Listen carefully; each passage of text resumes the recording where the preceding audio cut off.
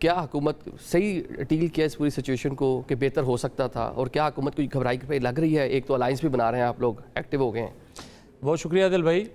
دیکھیں حکومت کا اس حوالے سے ان کی اپروچ کیا ہے، وہ کن بنیادوں پہ سوچتے ہیں، وہ ان کی فیصلہ سازوں کی ٹیم میں کون ایسا ہے کہ جو اس قسم کے جو ہے اپروچ کے ساتھ ان کو لے کے چل رہے ہوتے ہیں، یہ ہمارے لیے ناقابل فہم صورتحال ہے.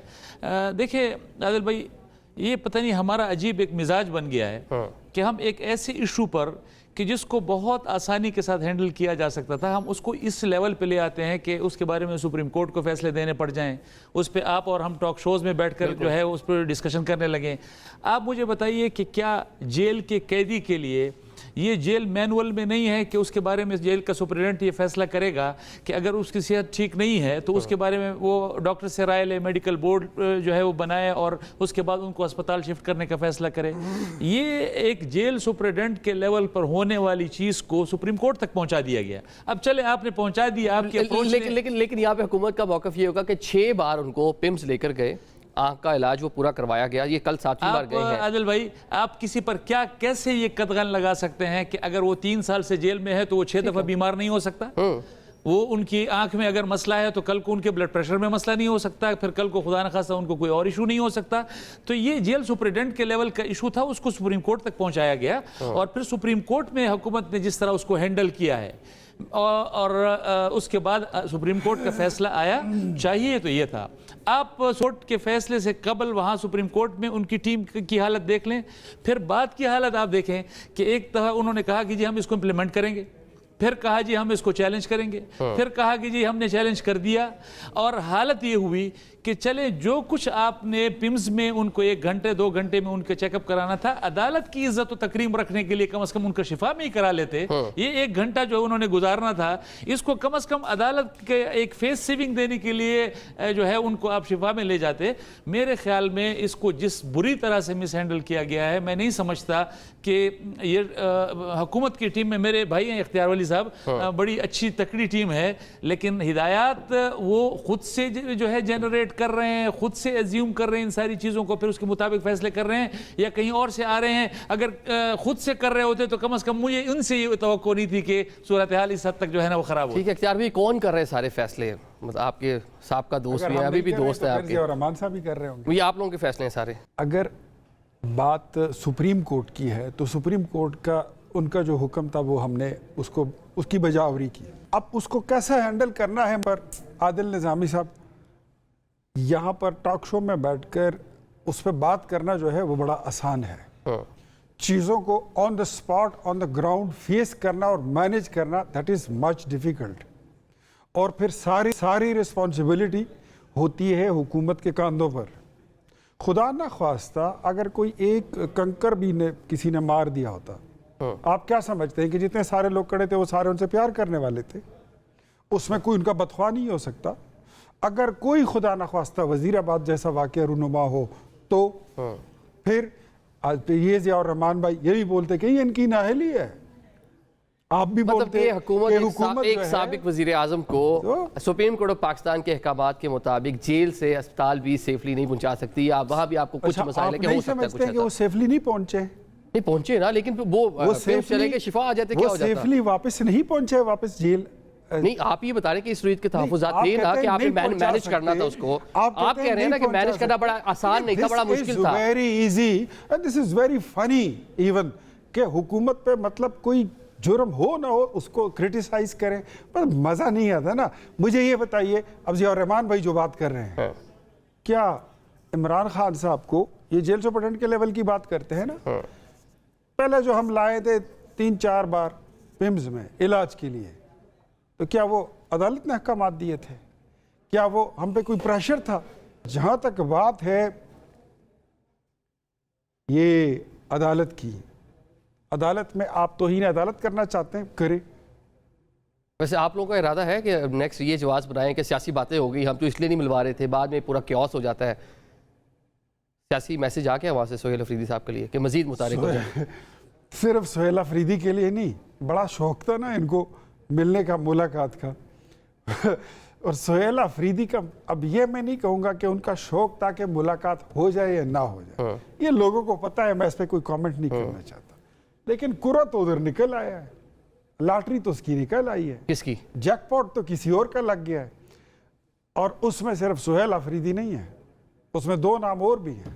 अच्छा, उसमें खैर से महमूद खान अचकज़ई साहब का भी नाम है और अल्लामा राजा नासिर अब्बास का भी है। ये बात आपके प्रोग्राम में आज से 9 महीने पहले मैंने की थी कि जिस दिन इमरान खान की मुलाकात होगी ये सारे नाम मुझे ख़तरे में नज़र आते हैं। अच्छा, और वो तीनों के 3 नाम जो है उसका तो मेरे ख्याल में अभी साल पूरा होने को है, अक्टूबर में वो उसको साल हो जाएगा। मतलब सोहेल अफरीदी साहब जो हैं वो भी खतरे में हैं, राजा नासिर अब्बास साहब जो सेनेट में अपोजिशन लीडर हैं वो भी, और अचकज़ई साहब जो कौमी असम्बली में लीडर ऑफ अपोजिशन है, खतरे में मुझे हैं। ये बताओ, उनको रोटियां तोड़ने के लिए लाए थे, वो इसीलिए लाए थे ना कि उन्होंने कोई इनकलाब वगैरह लाना है, कोई तहरीक चलानी है, कोई जेल तोड़नी है, कोई ताला तोड़ना है, कोई अटैक करना है, ऐसा कुछ हुआ नहीं हुआ ना। तो इन्होंने महमूद खान अचकज़ई साहब की नौकरी, अल्लामा राजा नासिर अब्बास की, और बेचारे सोहेल अफरीदी उसकी वाट लगा दी है। मतलब वहाँ पे टिकटॉक शुरू हो गया, उल्टी गिनती आप कहना शुरू हो गई, ding dong ding dong ding dong शुरू हो गया। ओके, ठीक है, आपने सुन लिया जनाब अजहर भाई। ये बता दें कि वो कह रहे 6 बार कोई अदालत का फैसला नहीं था, आज खुद लेकर आए थे हुकूमत के लोग, जब देखा कि बानी पीटे की जो सेहत है वो ठीक नहीं है, आँख का मामला है, तो अभी भी अदालती फैसले की जरूरत नहीं थी। जब हुकूमत फील करती या जेल के जो हुकाम से फील करते कि उनको जरूरत है इलाज मुआवजे की, तो वो ले आते। इख्तियार वली साहब, क्या करूं मैं आपके सामने यार, दुख होता है, अफसोस होता है। जरा सुन लीजिएगा, नवाज शरीफ को क्या था, प्लेलेट्स थे ना, जरा वो हिस्ट्री देखिएगा, घर इलाज हुआ, घर बैठे प्लेलेट्स में गए की आवाज जरा और हवा में उड़ना शुरू हो गया, सारा दिन बैठ गया वारागर्दी करते थे, कौन से अस्पताल में गए, और फिर कब आए, जब डील हुई।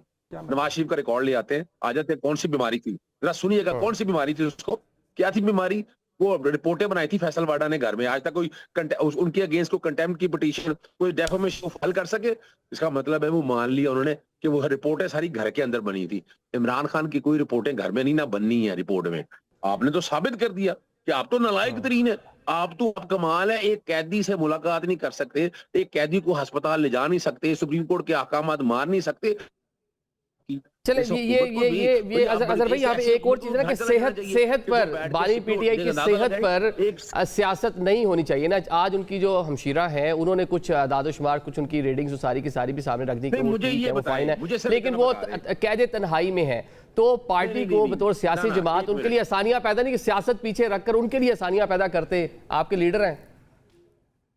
नहीं, क्या आसानियां पैदा करनी, मुझे ये बताएं ना, मुझे ये बताएं 3 सालों में क्या आसानियां पैदा करनी, बेवकूफ है बनाकर, जुबानी बंद कर दें, बात ही ना करें यार, खुदा रहा यार, क्या ऐसा कहा उन्होंने। चले सर भाई, आपका पॉइंट आ गया, ठीक है। शर्मिला साहिबा, 5 साल प्राइम मिनिस्टर पूरे करने के हवाले से आप लोगों ने कंधा दिया हुकूमत को, नून लीग को, हुकूमत बन गई, प्राइम मिनिस्टर इस टाइम शहबाज शरीफ साहब हैं, आप लोग मिलकर चलते रहे, 26वीं आनी तरमीम, 27वीं आनी तरमीम, एक साथ सारे मामला रहे, कश्मीर इलेक्शन, GB इलेक्शन पे कुछ गर्मा गर्मी भी होगी। अभी भी क्या लगता है कि प्राइम मिनिस्टर जो है अपने 5 साल पूरे करेंगे? क्योंकि पाकिस्तान तहरीक साहब तो ये उनकी ख्वाहिश भी है और वो चाह भी रहे हैं और आगे फोर्स भी कर रहे हैं कि 5 साल पूरे नहीं करेंगे। आपकी क्या ख्वाहिश है? ये बड़ी अनफॉर्चुनेट बात होती है कि हर अपोजिशन की जमात की ये ख्वाहिश होती है कि जी वो जो इस वक्त सिटिंग गवर्नमेंट है बस वो जाए और वो आए। इस तरह नहीं होता ना, इस तरह मुल्क नहीं चलते। इस तरीके से अगर आप हुकूमत की टांगें खींचना शुरू कर दें तो फिर यही होता है जो होता है। पहले भी आपने देखा कि बीबी साहिबा की हुकूमत पर टांगें खींची PMLN ने, वो गिरी, फिर मियाँ साहब की हुई, फिर बीबी साहिबा, फिर मियाँ साहब, फिर डिक्टेटरशिप आ गया। ये चीज़ें नहीं होती हैं। I think service to the public should be beyond politics. ठीक है, आपको सियासी तौर पे इख्तलाफात हो सकते हैं, आपकी आइडियोलॉजीज मुख्तलिफ हो सकती हैं, लेकिन इस वक्त मुल्क के हालात तो देखें ना आप, अंदरूनी हालात देखें, बलूचिस्तान को देखें, खैबर पख्तूनख्वा के अंदर देखें, फिर आप बैरूनी जो आपके एक तरफ अफगानिस्तान है, एक तरफ इंडिया है, एक तरफ ईरान है जो हालत जंग में। अब इस किस्म की सिचुएशन के अंदर और फिर लोग बेचारे पिस रहे हैं। लोगों की जो इस वक्त हालत ज़ार है वो मैं क्या अब आपसे बयान करूं। रोज़ पेट्रोल की प्राइसेस बढ़ती हैं। तो इस सिचुएशन के अंदर फिर आप हुकूमत को गिराएं, फिर एक इंटरिम गवर्नमेंट आए, फिर इलेक्शंस हो, फिर रिगिंग हो। तो मतलब आप लोग ने जो टिकटॉक जो आप एक टाइमर शुरू किया था बिलावल साहब ने, वो बंद कर दिया है कि वो भी जारी है? नहीं जी, टाइमर बंद नहीं हुआ। देखें, हुकूमत को अपना किबला दुरुस्त करना पड़ेगा, अपने इत्तेहादी और ऑपोजिशन के साथ एक वर्किंग रिलेशनशिप कायम करना पड़ेगा। आप सोलो फ्लाइट नहीं ले सकते। धांधली करके अगर आप ढटाई के साथ हुकूमत बना भी लेंगे तो क्या आप एजेके के लोगों के मसाइल हल कर सकेंगे? क्या वो आपको एक्सेप्ट करेंगे? इसीलिए बिलावल भुट्टो जरदारी साहब चल के अपोजिशन के पास गए कि भाई आएं, बैठें, पार्लियामान के अंदर अपना किरदार अदा करें, कमेटीज के अंदर आएं, कमेटीज के अंदर काम करें, कोई इलेक्टोरल रिफॉर्म्स लेकर आएं, फ्री एंड फेयर इलेक्शंस की तरफ देखें, कोई ऐसे मुहरकात बनाएं कि फ्री एंड फेयर इलेक्शन हो। इसी इलेक्शन कमीशन से अगर आपने फिर इलेक्शंस कराने तो एक दफा आरटीएस का हुआ, एक दफा आरओ का इलेक्शन हो, फिर कुछ और हो जाएगा, फिर धुंध पड़ जाएगी। तो इस तरह इलेक्शन करवा के रिगिंग करवा के क्या हुकूमतें बनानी जी और क्या हुकूमतें गिरानी? ये तो एक विशियस सर्कल है जो खत्म ही नहीं होगा।